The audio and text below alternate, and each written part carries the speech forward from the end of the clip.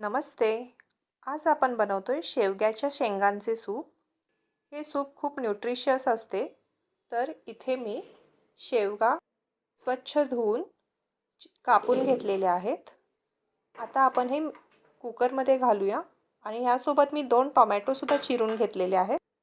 थोडंसं चवीपुरतं मीठ घालून आपण यामध्ये थोडंसं आलं किसून घालूया आणि चवीपुरते मीठ हे घातल्यावर आपण यामध्ये भरपूर पाणी घालूया. इथे मी एक तांब्याभर पाणी घालतीये कुकरचा अंदाज घेत. आता आपल्याला याचे 3 शिटी होऊ द्यायचे. 3 ते 4 शिटी होऊ दिलं तरी चालेल, जेणेकरून शेवग्याच्या शेंगा छान शिजल्या जातील आणि आपल्याला त्याचा पल्प बनवायला मदत होईल.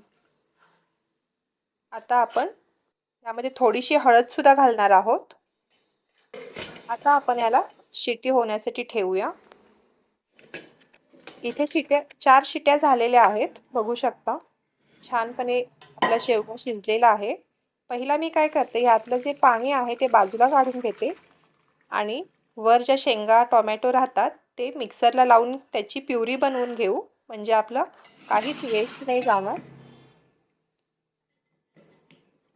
हार्डली 1-2 मिनिटांमध्ये आपण ह्याची प्युरी बनवून घेतलेली आहे. आता आपण हे परत स्ट्रेन करूया, जेणेकरून त्याचा फक्त चोथा राहील आणि पल्प पूर्ण भांड्यामध्ये येईल.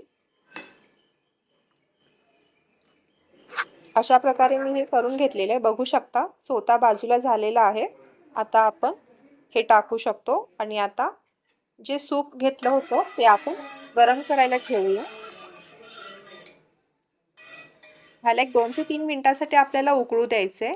मी इथे चवीपुरती सेंधव मीठ घातलेलं आहे आणि जिरे आणि मिरी थोडंसं कुटून घातलेलं आहे, त्याच्यामुळे छान फ्लेवर येईल.